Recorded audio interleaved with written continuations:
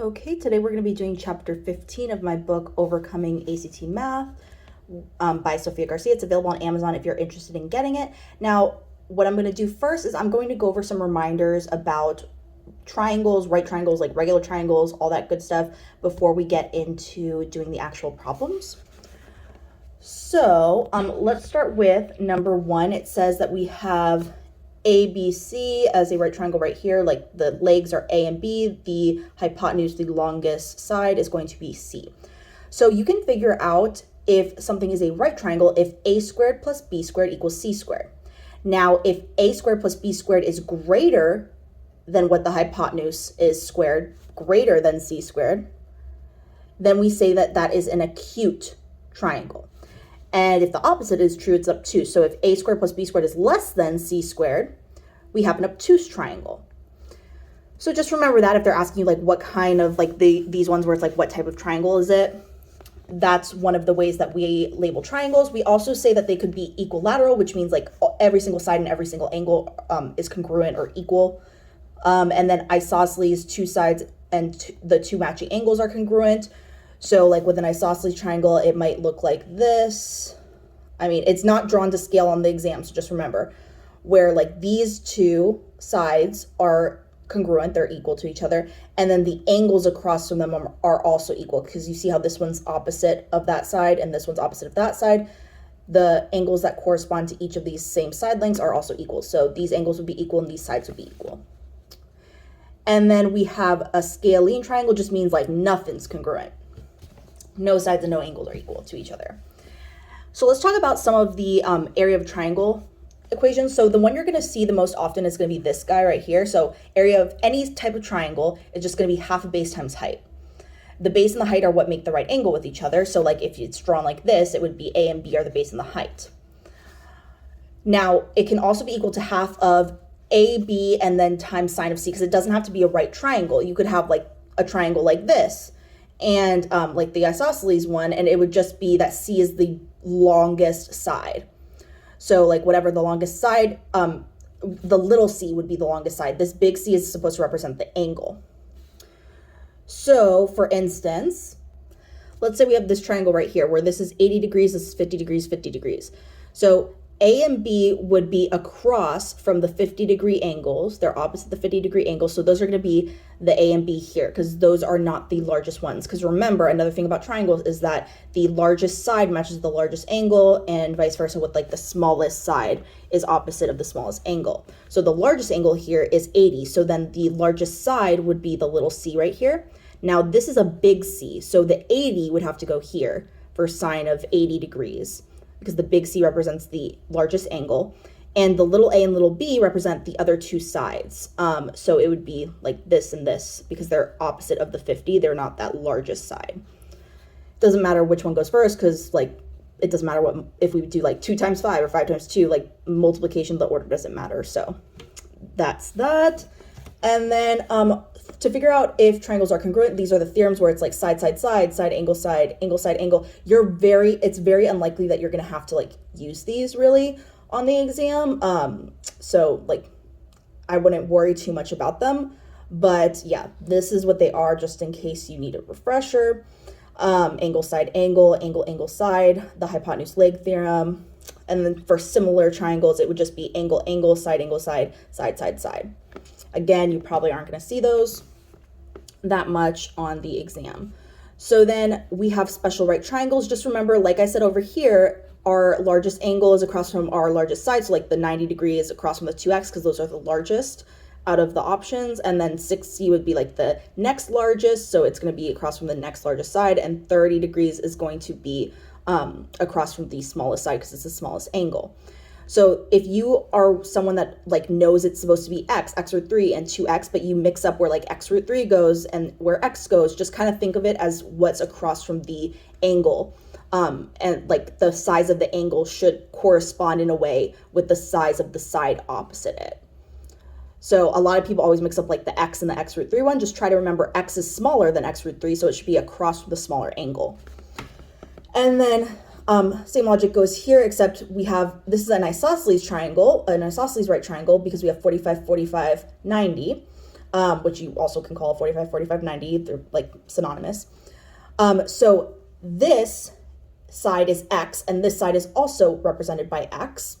And that's the same because they're across from the same angle. And then we have x root 2, which is across from the largest angle right there, the 90-degree angle. These are the ratio of the sides that you have for special right triangles. So like, let's say that, I don't know, this side is 1, x equals 1, then we would also know what this side is, 1. And then we would know that this side is just 1 times root 2, so root 2. That's how you use these. And like, let's say that, I don't know, 2x is equal to 14. So that means if we solve for x would be 7, because 2 times 7 is 14. So that side we would know is 7. And then we could say, oh, this is just 7 times root 3, 7 root 3. So that's how you use those. And then for any triangle, any one side is less than the sum of the other two sides. So like any triangle, doesn't have to be a right triangle, any one of the sides, like A, for instance, has to be less than, if I add up the other two, A has to be less than B plus 3. Same thing would apply if I pick B. B has to be less than A plus C. Same thing applies to C. C has to be less than A plus B. Basically, any side that you pick has to be less than what you would get if you add the other two sides. They like that one sometimes, so pay attention to that. And then this is the symbol for things being congruent. It has like a little squiggly over an equal sign. So like congruent symbol, that's what it is. And then this symbol for things being similar is just the little squiggly. And if things are congruent, it means they're the same shape and same size. I kind of just think about it as equal, even though it's not like the terminology you're supposed to use or whatever. I find that that's easiest and students comprehend that more easily, where like everything's equal, like it's same size, same shape. Similarity is just the same shape. So watch out for that, and let's get started now. Remember, if you have this book, please attempt the problems on your own first before going to the answer key and checking it. And then once you're done checking it, try to attempt the corrections on your own before going and watching the video for anything you're stuck on. So let's go to number 1. So for number 1, it says in triangle PQR, PQ, first of all, let's draw this triangle. Well, actually, we don't have to. In triangle PQR, PQ is equal to 3, QR is equal to 4, and PR is equal to 5. What type of triangle is this? The reason I said that is because once I started reading, I was like, oh, this is a 3, 4, 5 triangle. That's one of the Pythagorean threes that we memorize with right triangles. You can do that ahead of the exam if you want. So like, I know that this would have to be a 3, 4, 5 triangle, which is a right triangle. But we could use the whole equation, the Pythagorean theorem right here, that says a squared plus b squared equals c squared. So remember, a and b are the smaller sides, so they would have to be 3 and 4, or 4 and 3. It doesn't matter which one you put as a or b. It's just that these have to be, this is either a or b, this is either a or b. So let's just say this is a, this is b. So this is a, this is b, and this largest side is c. So remember, if it's a right triangle, a squared plus b squared must equal c squared. So let's see if that's true. A squared is 3 squared plus b squared 4 squared is equal to c squared, which is 5 squared. So that's going to be 9 plus 16 is equal to 25, which is true. So that has to be a right triangle for this one. So let's go to the next one. If a triangle has a base of 24 and an area of 288, then how long is its altitude? Think of altitude as the height. So we know that the area of any triangle is equal to half of base times height. So they told us the area, 288, so that has to equal half times the base, which is 24, times the height, which is the same thing as the altitude, what we're solving for. So then I just do the math. 288 is equal to half of 24 is just 12, so 12h. So then I just need to divide each side by 12. Well, when I divide each side by 12, what I'm going to get is h, 24. Right over there.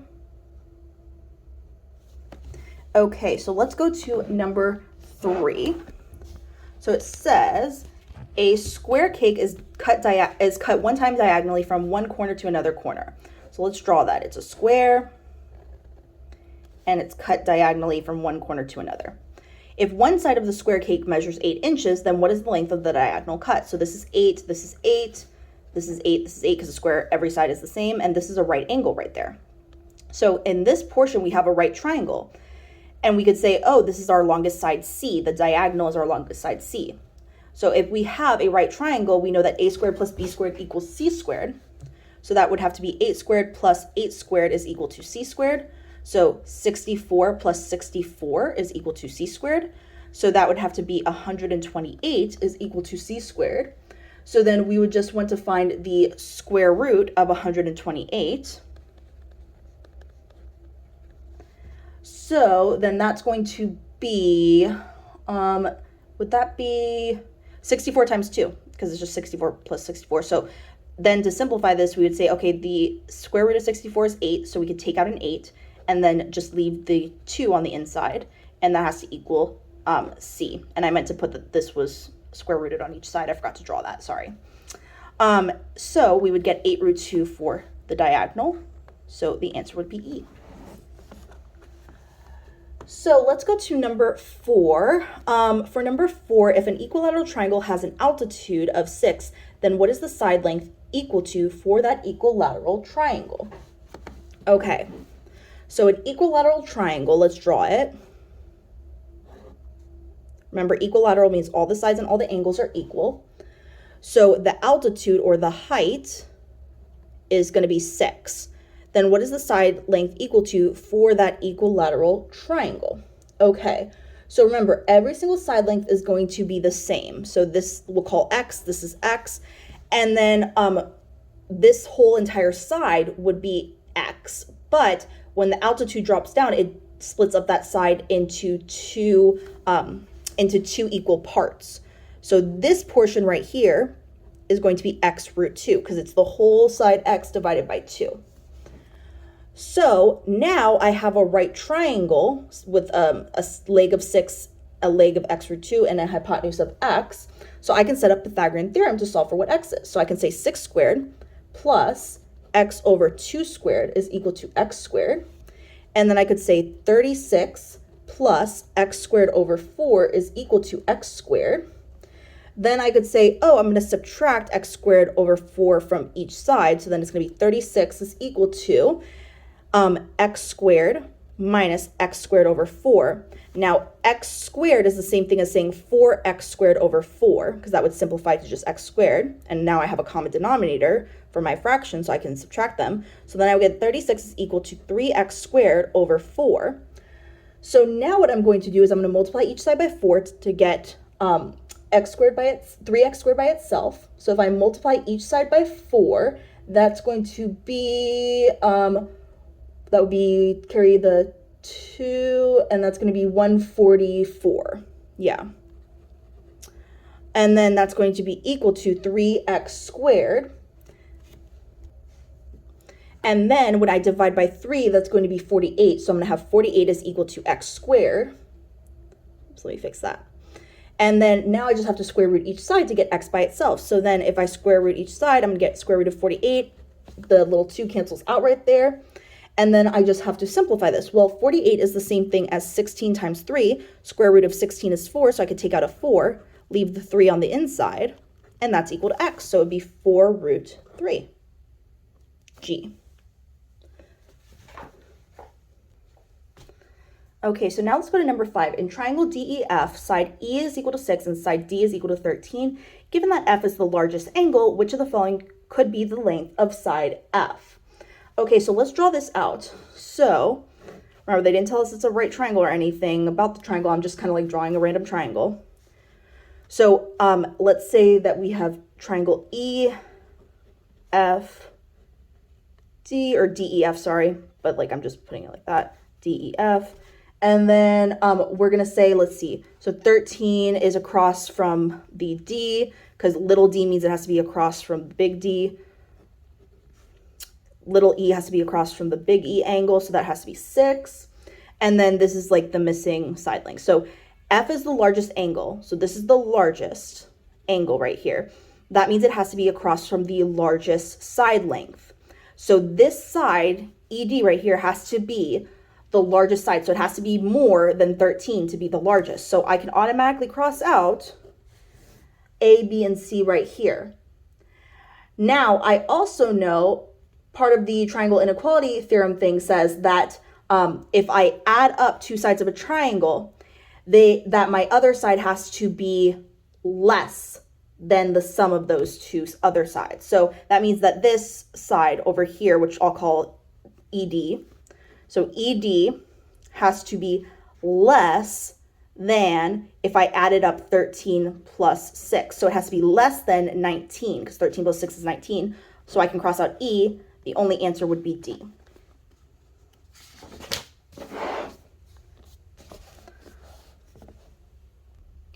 So let's go to number 6. For the figure shown below, triangle ABC is similar to FGH. Which of the following is equal to X plus Y? Okay, so these are similar. Now, one thing that we know about similar triangles is that their sides are proportional, and we're solving for X plus Y, so I'm going to underline that. So what that means is that I like to teach that you could do it another way if you want to, but I like to be consistent in my teaching. So I just always teach it as small over big matching equals small over big matching. It's like small over big, that match equals small over big, that match. So what that means is like the small, this is the small triangle, this is the big triangle, right? So small over big, 4 over 16, because 4 is the small, that matches the 16 here for the big, has to be equal to another matching pair of sides small to big. So then if I want to find out what X is, I could say 12 to X is equal to 12 over X, because that's the small to the big. Then I could cross multiply and I could say, okay, 4X has to equal whatever 12 times 16 is. And 12 times 16 is going to be 192. So then I just need to divide each side by 4 to get X by itself. And when I divide each side by 4, I get that X is equal to 48. But remember, I'm not just looking for X. I need to find Y also so I can add them together. So now I can say, okay, I have that this should also be equal to Y over 32, because those are the matching sides. So I should say 4 over 16 has to match Y over 32. There are other ways to do this, but I just like to, again, keep it consistent. So this is the way I'm teaching it.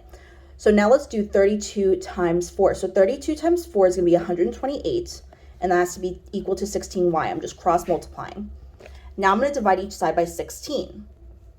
So when I do that, I get that y is equal to 8. Remember, we want x plus y, so I have to do 48 plus 8. Well, that's going to be 56, so the answer would be K. If an isosceles right triangle has a hypotenuse that measures 6 inches in length, then what is the area of the triangle in inches? Okay, so it's a right triangle, first of all, and it's isosceles right triangle. Another way we could say that it's a 45, 45, 90 triangle. So that is how we would draw it. We know that this is a special right triangle, so that means that this side and this side are equal. So this is x and x, and then we know that this side is always equal to x root 2. Well, it says that the hypotenuse, this side, the longest side,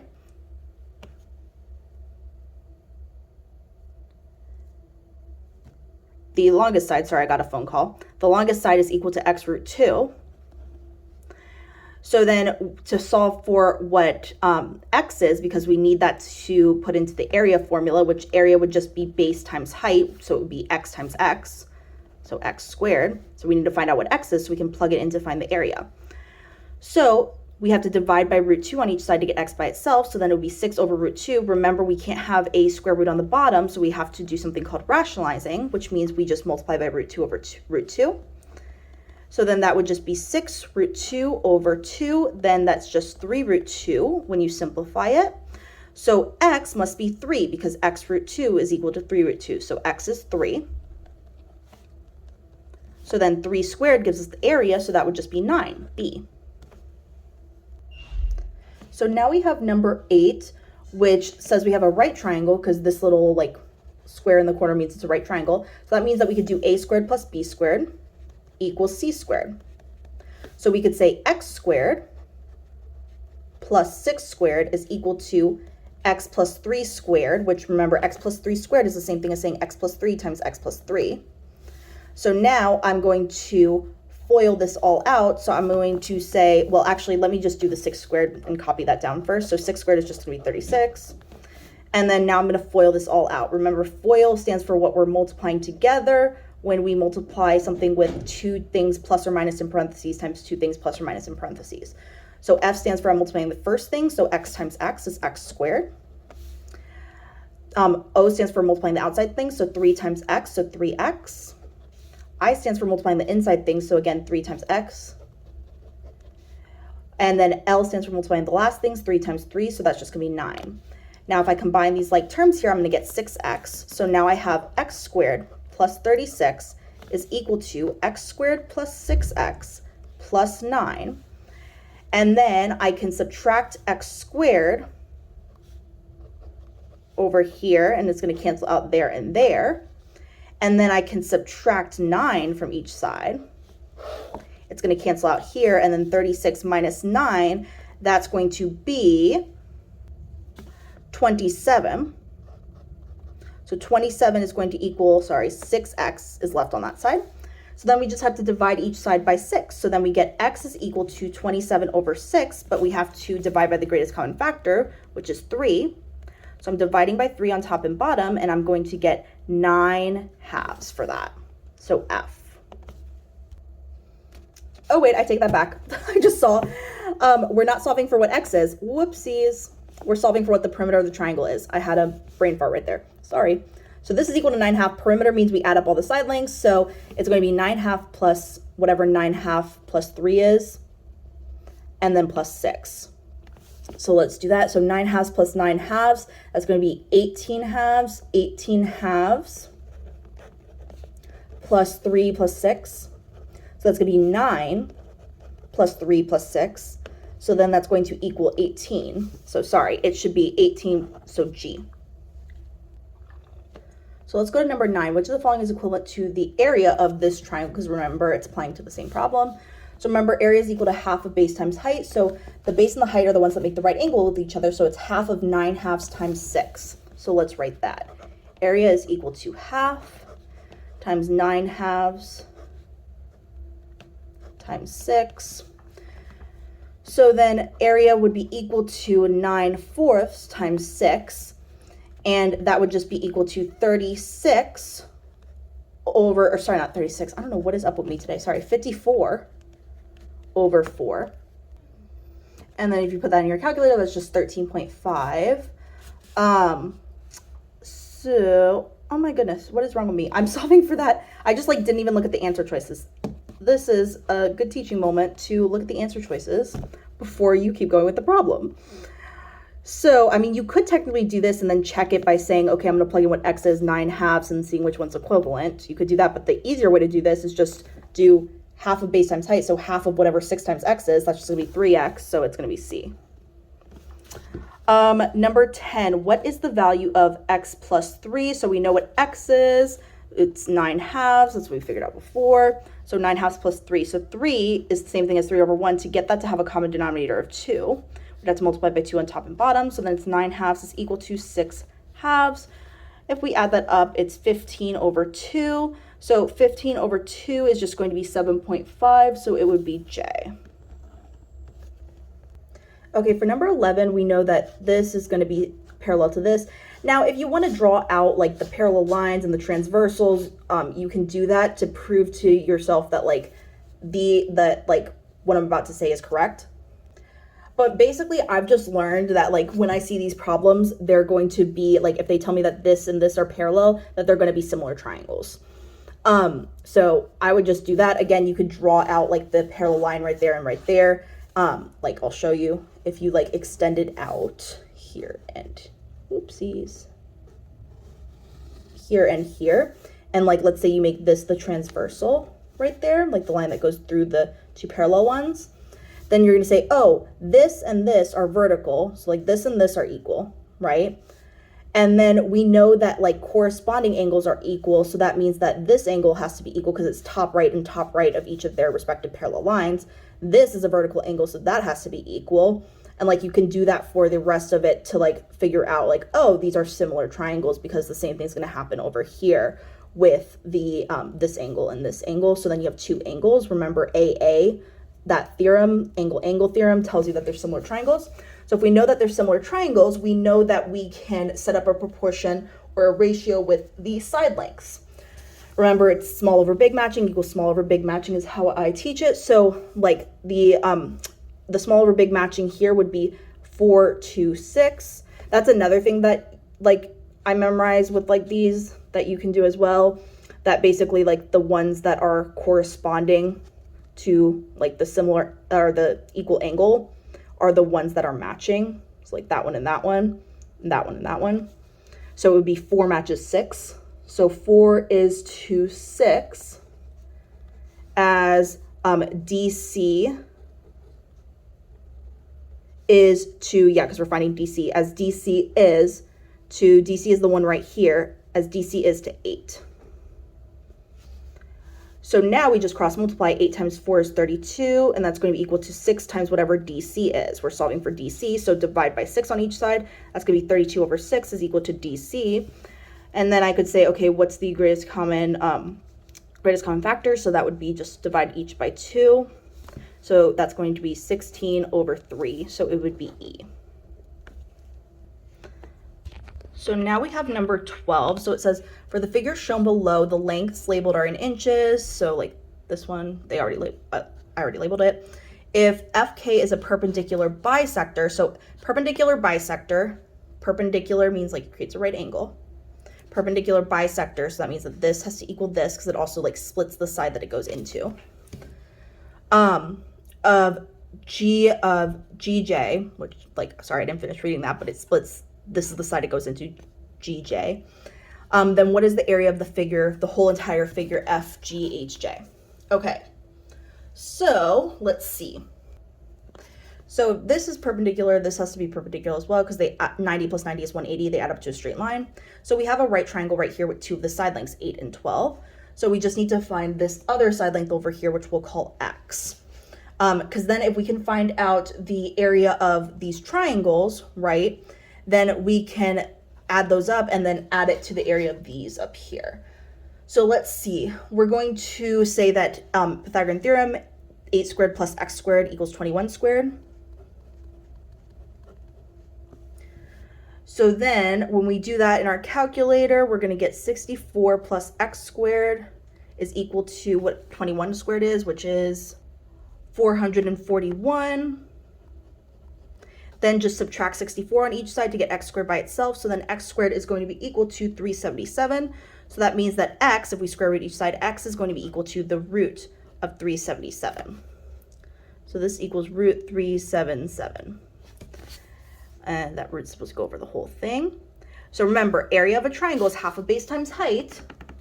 So we're going to do half of the base and the height, which are the sides that make the right angle with each other. So half of root 377 times 8.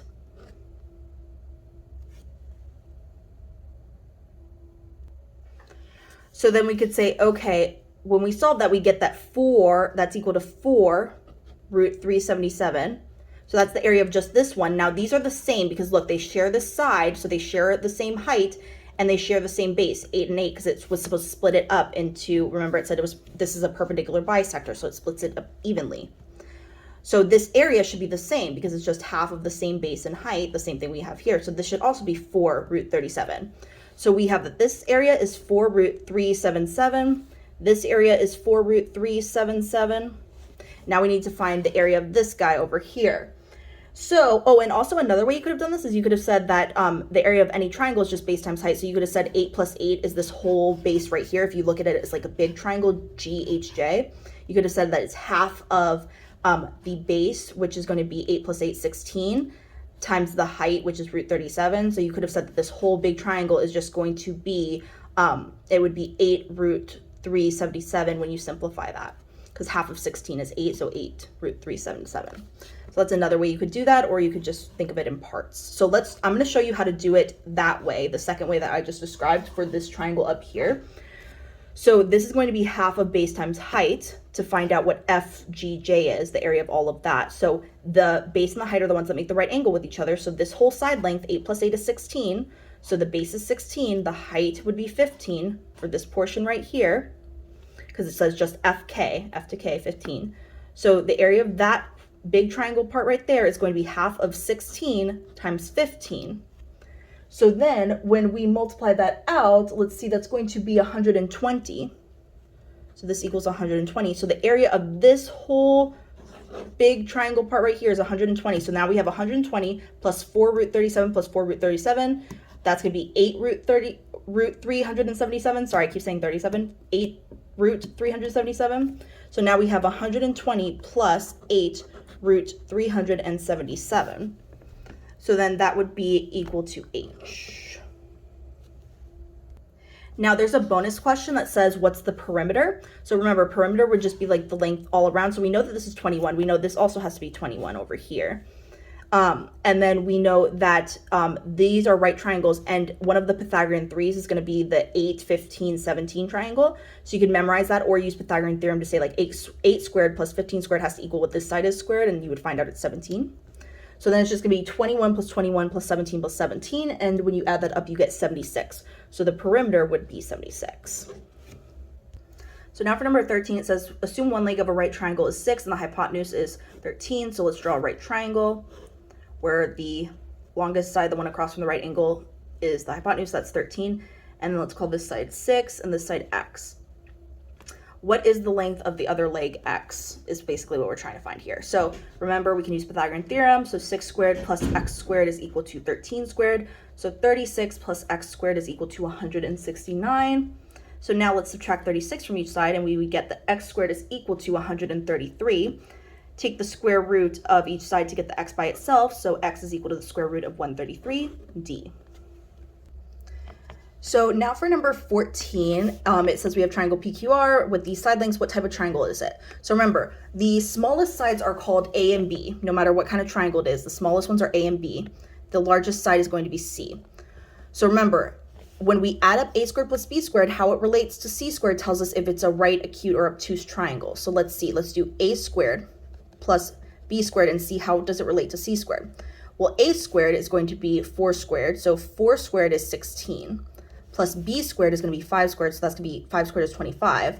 And then C squared is 6 squared, so 6 squared is going to be 36. So when we add these up, we get 41. And then so 41 and 36. So A squared plus B squared got you to 41. C squared is 36. That means that 41 is greater than 36. So that means that A squared plus B squared is greater than C squared. When it's greater than C squared, we have an acute triangle. So we can automatically cross out A, D, and E. Now, we have to decide, is it isosceles or scaling? So remember, scaling means none of the sides are equal. So this is scaling. Isosceles would mean that 2 of those had to be equal. So it's definitely not isosceles, it's scaling and acute. So then let's go to number 15. For 2 similar right triangles, the lengths of corresponding sides are in the ratio 3 to 5. The smaller triangle's hypotenuse is 12 inches long. How long is the hypotenuse of the larger triangle in inches? So remember, small to big matching equals small to big matching. So small to big, 3 to 5 was the ratio. And remember, similar right triangles, the reason I'm saying small to big matching is because like the side lengths are proportional that match. So 3 is to 5 as, and then so we're going to say the small hypotenuse is 12 to the big hypotenuse, which we'll call x. And we're solving for x. So let's cross multiply. We would get 3x is equal to 60 when we do that. Then divide each side by 3 to get x by itself, and you get x is equal to 20. So it would be h. So let's go to 16. Oh, also for number 16, I changed it in the new book. I like messed up. I don't know what I was thinking when I wrote the first problem, but I meant to put this. Which of the following statements would be enough for us to conclude that two triangles are congruent? So remember, congruent would have to be one of the like the SSS side theorems, or like SAS side angle side, ASA angle side angle, or angle side. So let's check those out. So let's see. For number 1, it says 3 pairs of corresponding angles are congruent. So if we have 3 pairs of corresponding angles that are congruent, or sorry, this was supposed to say sides also. I forgot to cross that out. Sorry. Let's start over. So we have 3 pairs of corresponding sides are congruent. So 3 pairs of corresponding sides are congruent. So that's going to be the SSS one. So this is SSS, so that shows it's congruent. Number 2, 2 pairs of corresponding sides are congruent and 1 pair of corresponding angles are congruent. So this one I wrote as like purposely to trick you because people might think, oh, this is SAS, but remember that SAS has to specify where the angle is in between the two side lengths. So like if you have a triangle, like two different triangles, right? And you have that like this side matches this side matches this side. If the angle that matches is up there, that's not SAS. SAS has to match in the order of like side, angle, side. So it would have to be these angles that match. This just says 1 pair of corresponding angles. It doesn't tell you which angle it is. So we can't assume it's just SAS, so it can't be that one. And then this one would be 2 pairs of corresponding angles are congruent. So we would also need to know that like one of the side lengths for ASA or AS, one of the side lengths would have to be also like told to us that it's congruent for us to prove it's congruent with just the information here. So that's not enough. So it would only be 1A. So then let's go to number 17. If one leg of a right triangle is 8 and the hypotenuse is 16, so let's draw that. So we have a right triangle, the hypotenuse is 16, one of the legs is 8. Then what is the size of the triangle's smallest angle? Okay, so let's think for a second. So let's figure out what the side length is over here. Let's call this side length x. So we have a right triangle, so we can say 8 squared plus x squared is equal to 16 squared.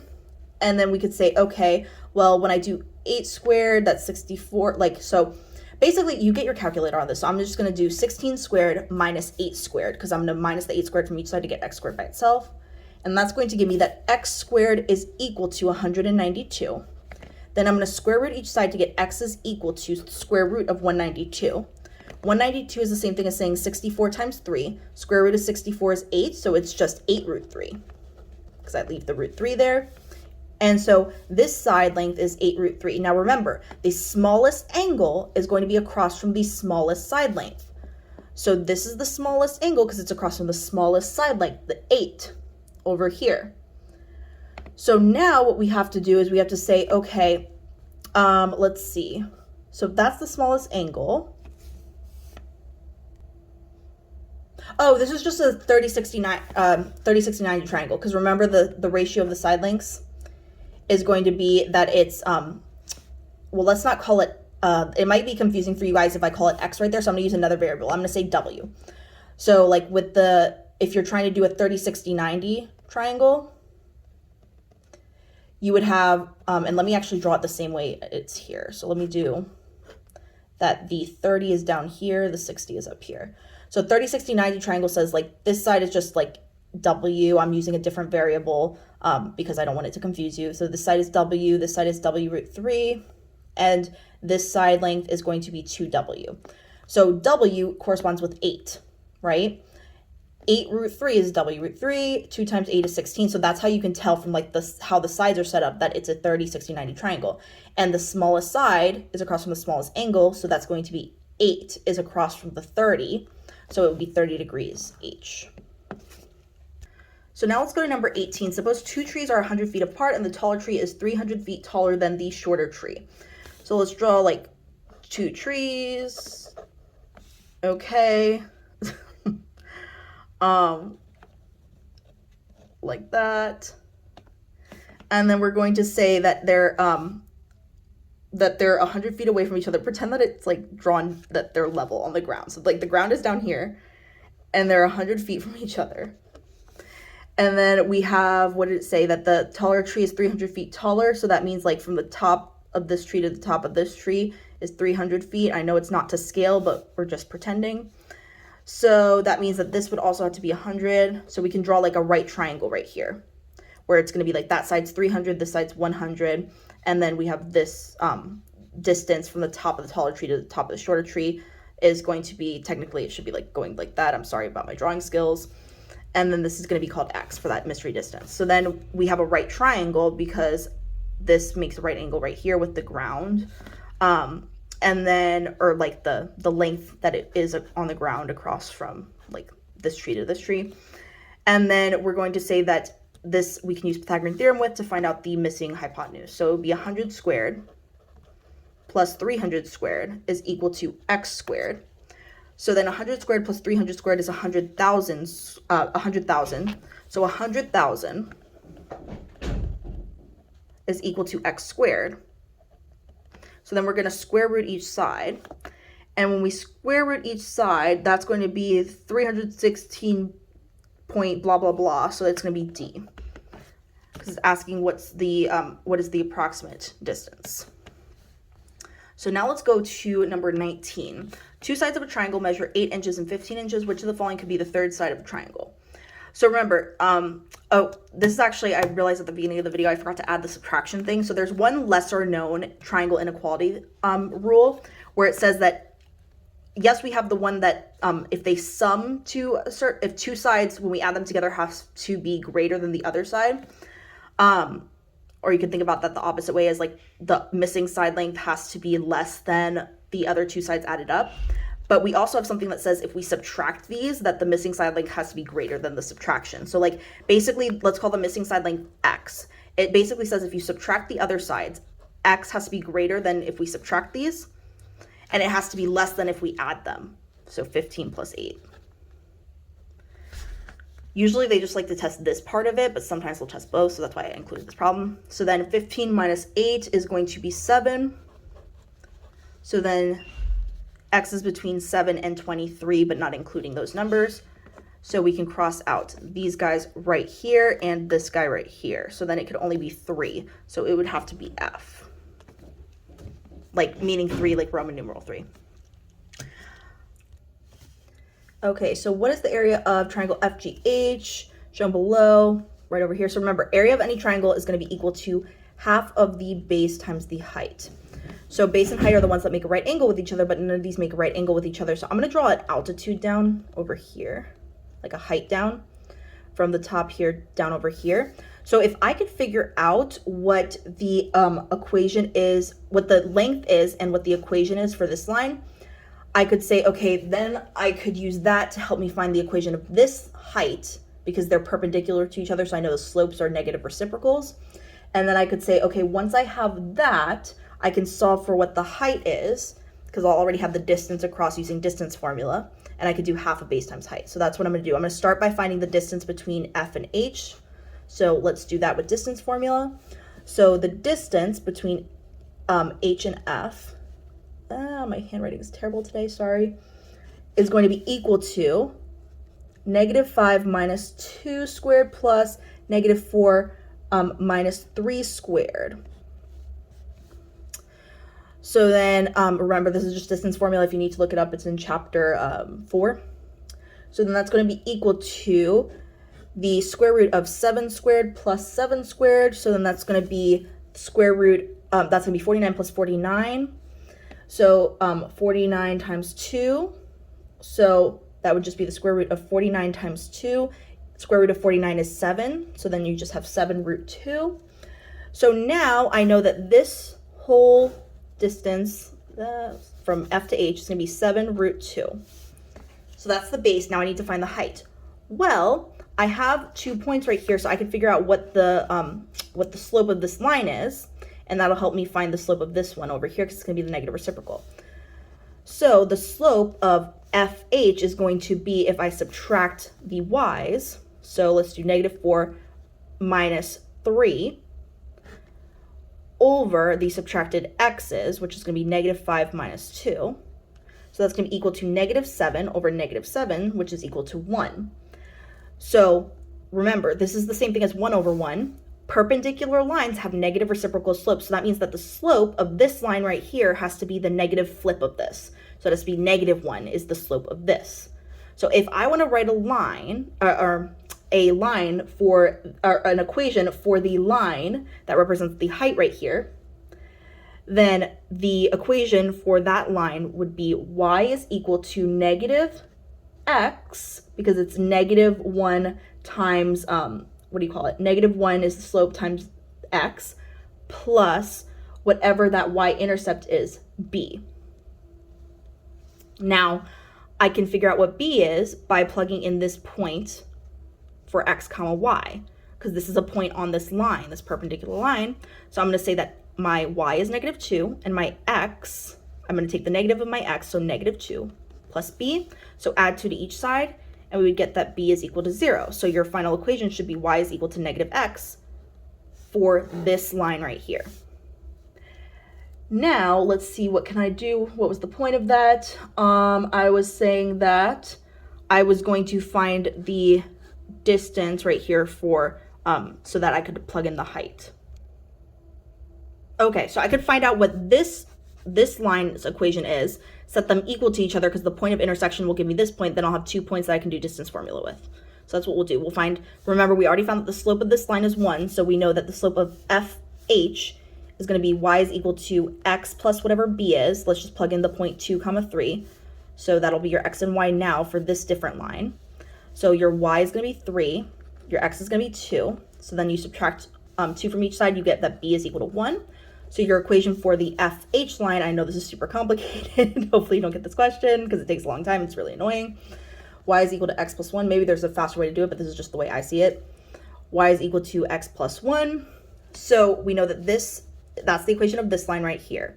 Now, if they're going to intersect at this point, that means that the y's are equal, so we could set the equations equal to each other. So we could say that this equation is equal to that one. -x is equal to x plus 1. So then let's subtract x from each side. So we would have -2x is equal to 1. So then divide by -2 on each side. So we would get x is equal to -1/2. So let's see, x is equal to -1/2. So then we could just plug that in to this equation for this line right here to find out what our point is right here, because we know that that point has to have an x of -1/2 because the point of intersection has an x of -1/2. And then we'll find out what the y is from plugging it in there. So then let's see, y is equal to the negative of -1/2.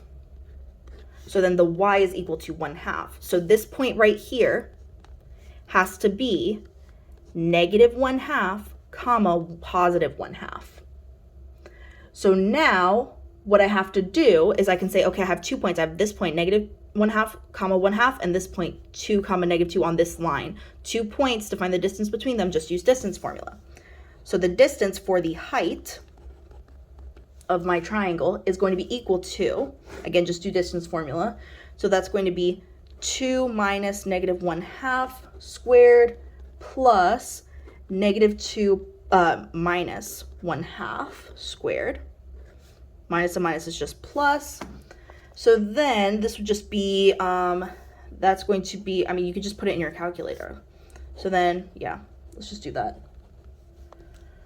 So then let's see, well, actually, let me just do it without the calculator. It's good practice. So then this would be 5/2 because it's going to be 4 over 2 is the same thing as 2. So add that up and you get 5/2 squared plus, and this is going to be -5/2 squared. And then, so that's going to be, I'm supposed to put the square there. And then this is going to be 5/2 squared is just going to be 25 over 4. So 25 over 4 plus 25 over 4 is just going to be 50 over 4. So root 50 over 4. And then we could take the square root of each. So we could say square root of 50 over square root of 4, which is just 2. So square root of 50 is the same thing as 25 times 2. So we could take out square root of 25 is going to be just 5. So 5 root 2 over 2 is what the height is equal to. So this height is 5 root 2 over 2. We know the base is 7 root 2, so we could take half of base times height to figure out what the area is. So we do half of 7 root 2 times 5 root 2 over 2 is the area. So half of 7 root 2 times 5 root 2 over 2. So then if we multiply this all together, remember this is the same thing as over 1, so multiply the numerators and then multiply the denominators. So the denominator should be 4, because 2 times 1 times 2 is 4. Then let's just multiply the top. So 1 times 7 root 2 is just 7 root 2. 7 root 2 times 5 root 2 is going to be 7 times 5 is 35. And then root 2 times root 2 is just 2. So then it's going to be 35 times 2. So then 35 times 2 is going to be 70. So then it's just 70 divided by 4. And that's going to be, that's 17 point something. So that's going to be 17.5. Yeah. And then so that's going to be B right there. So let's go to number 21. So number 21 says, for the figure shown below, triangle FGH, is similar to JGK if the height of FGH is 13 inches. So let's draw that in. Always draw stuff on the exam when you can. Mental math is not your friend on these. Even if like you think it's going to take longer, it's not, because you're going to get less wrong and have to like redo less. So that's 13. The length of JK is going to be 3 inches. So this guy right here is 3. And the length of JG is a third of the length of FG. So JG is a third of the length of FG. So that means that we could also say that FG is 3 times the length of FG is 3 times the length of GJ if we want to do that, but we'll just write it this way that it said. But I'm just letting you know you can think about it both ways. Then what is the length of FH in inches? So we're looking for this right here, which we'll just call X. Okay, so these are similar triangles. So then we could say that, because like they told us up there. So we could say that 3 is to FH as, well, let's see, as GJ is to FG or GF, however you want to say it. Too many letters. Okay, so yeah, it's probably easier to think from small to big how you get there. So like if this is a third of the big side, that means that the big side is 3 times that small side. So basically, remember, we're multiplying by the same number each time is another way to think of the side lengths being proportional. So the small side has to be multiplied by 3 to get to the big side. So that would happen for each of the sides if these are similar triangles, which it is, they told us. So that means we would just have to do 3 times 3 to get to the bigger side, because this is the small side, this is the big. To get from small to big, we multiply by 3 is what this told us. So we have 3 times 3 is just 9, so X equals 9, so it would be J. Okay, the side lengths of a certain triangle are represented by this. Okay, if the perimeter of the triangle is 80 inches, then what is the length in inches of the longest side of the triangle? So we want the length of the longest side. So the perimeter is all the side lengths added up. So let's add all these up. Let's do 5x plus 5x plus 2x plus 20. So 5x plus 5x is 10x, plus 2x is 12x. So 12x plus 20 is equal to 80. Now let's solve for what x is, because remember, we're looking for the longest side, so we need to plug it in to see what the longest side is. So then let's see, we're going to subtract 20 from each side. So then we would have that equal 60. So then that means x has to equal 5. So if we plug in, this is going to be the longest side because 5 times 5, first of all, these are the same. So none of those is the longest side. But we could plug it in also to see that this 5 times 5 would be 25. 5 times 5 is 25, so 25, 25. And that the longest side would be 2 times 5 is 10, plus 20 is going to be 30. So the longest side is 30. C. Okay, for this one, I'm going to go ahead and just there's a lot to label in the problem, so I'm going to just go ahead and label it while I pause the video. So just read the question if you'd like, and then I'm going to label it and come back in a sec. Okay, we're starting this problem over because I was being a dum-dum, and I was thinking that they said that this bisected, but then I realized bisected the angle, and then I realized it didn't. So I can't just assume that this was 45 and 45. I was trying to use a shortcut with special right triangles, but we can't do that. So what we're going to do instead is we're going to do the SOHCAHTOA stuff. So we're going to say this angle right here, which I'm sorry, it looks all bad right now, but that angle right here in the corners, we're going to call theta. So then we're going to say if we take the tangent of theta, because this theta applies not only to the small triangle, but to the big triangle right here. So if we take the tangent of theta, and we're looking at the big triangle, tangent is the opposite over the hypotenuse. So it's going to be the opposite, opposite over adjacent is what I mean. So it's going to be the opposite, 15 over the adjacent 8. So tan of theta is going to be 15 over 8.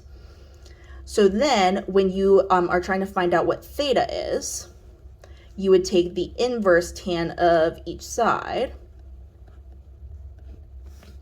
to find out what theta is. And then you get that that's approximately 61.9275, yada, yada, yada. And then we're going to say, okay, then the sine of theta has to equal x over 8 because it has to equal the opposite over the hypotenuse, so x over 8. So then sine of theta, which I think you can also plug it into your calculator just like as that, like tan -1, or the inverse tan of 15 over 8, like plug that in there. And then you could take the sine of that. I think it'll let you do that in your calculator. I can't really recall. I usually just do everything by hand and like do it stuff with the calculator off to the side to find the individual parts. So then it's going to be 8 times whatever the sine of that is. So 8 times the sine of this whole thing right here. So the sine of that whole tan -1, 15 over 8. And then that's going to equal x. And then basically you would just plug that in. And then like you could find out, like you could do it one at a time. Like I said, you could do like the 61 point yada yada in here and then do like the sine of that and then times 8. And then you're going to get what x is equal to. And then when you plug that all in, you should get x is approximately 7.058 blah, blah, blah, blah, blah. So then you're going to plug these in and see which of those also equals that. So then the one that also equals that is going to be 120 over 17. So it would be h. Also, the reason said what I said, like you could probably do that in your calculator, and why I'm not checking right now is because I lent my calculator to my sister, and so I can't check it right now in like a calculator. I'm using like a computer calculator right now, like my little like that doesn't have like all that complex stuff on it. So otherwise I would check it, but in a later video I'll check and verify that and like I'll probably re-upload this later. So then let's go to 24. So it says, for the triangle shown below, all angles are in degrees. What is the measure of angle AED in degrees? So AED is this guy right here. So we have, that's 32 degrees. This is 90 degrees. This is 90 degrees. So if this is 90 degrees, this is 32 degrees. This triangle up here is the third angle in that big triangle. So that means it has to add up to 180. So 32, because all the inside, the three interior angles of a triangle have to add up to 180. So 32 plus the 90 for a right angle, plus, let's call this x, whatever this angle x is, has to equal 180 degrees. So then that's going to be 122 degrees is, plus x is equal to 180 degrees. So then that would just have to be 58. Yeah, 58. So x is equal to 58 degrees. So this is 58 degrees. But we're interested in this guy right over here. So we know that this has to also be a right angle, a 90-degree angle, because like 90 plus 90 adds up to a straight line, 180. So we could figure out what this angle is and say that we can just add it up with this missing angle to get 180 degrees because they add up to a straight line. So this is 90 degrees, this is 58 degrees. So 90 degrees plus 58 degrees plus this third angle in the little triangle, which we'll call y, plus y have to add up to 180. Plus y is 180 degrees. So then we could say that this is 148 degrees plus y is equal to 180 degrees. So then we could say, okay, that's going to be, I mean, technically you could, like, you could do the whole subtraction. I'm going to probably do the whole subtraction out just to like show you guys, but there's a shortcut. If you see the shortcut, you could do that now. But this would be y is equal to, and I'm going to subtract 148 from each side, and then that's going to be 32 degrees, because like 180 minus 148 is 32. So then I would get that this is equal to 32 degrees. Now remember, this angle plus the angle we're interested in, which we'll call this question mark angle, have to add up to 180 because they're on a straight line. So you could say that the question mark angle plus 32 degrees has to equal 180 degrees. So you could subtract 32 from each side, and you could say that the question mark is equal to 148 degrees. Now, like you might have seen, like you could have gotten that a faster way from right here, but like this is the way people usually don't see that right away. So like I just did it out to show everybody like exactly step by step how you would get that in the way that most people would see it. So the question mark should be 148 degrees, so it would be D. So now let's try number 25. It says, for triangle FGH below, JK, LM, so all these lines are parallel basically. The lengths labeled in the figure are all in meters. What is the length of KM in meters? So we want to find out this guy right here. That's what the question's asking, KM in meters. So these are all similar triangles. So then we're going to say that their side lengths are proportional. So we could say, let's think. So remember, small over big is that matches equals small over big that matches. So we could say that 4 is to, like 4 meaning like the side FJ right here, is matching up with the side FL, which would be 4 plus 3, which is 7. So 4 is to 7, as if we're looking at this triangle right here, just the FLM one, as 16 is to whatever 16 plus KM is. So 16 plus, let's just call KM like X. So we would just cross multiply and we would have 4 times 16 plus X is equal to whatever 7 times 16 is. 7 times 16 is going to be 112. And then 4 times 16 is going to be 64. So 64 plus, and then 4 times X is 4X is equal to 112. So then we're going to have that 4X is equal to, we're going to subtract 64 from each side. So when we subtract 64 from each side, let's see, we're going to get that equals 48. So 4X is equal to 48. So that means X would have to be 12 because 4 times 12 equals 48. So it would be G. So let's go to number 26. In the rectangle shown below, what is the area of the scribbled region right here? So let's see. So this is just it's a rectangle. So we know that these are right angles, like these guys right here, down here, and over here. We also know that this side is 9 and this side would also have to be 9. And that this whole side length up here has to add up to 12. So 5 plus 7 is 12. So that means that this portion right here would have to be 7. So we want to know the area of the scribbled region right here. So we basically want to know the area of this right triangle right here. Well, it would just be half of base times height, which are the ones that make the right angle with each other. So it'd be half of 7 times 9. 7 times 9 is 63, so it would just be 63 over 2. So then 63 over 2, that's just going to be B, 31.5. So now let's go to number 27. It says, if triangle ABC has side lengths that are 4, and 6 inches long, then how would you classify the triangle? So right away, 2 of the side lengths are equal. So that means isosceles. So I'm going to cross out anything that doesn't say isosceles.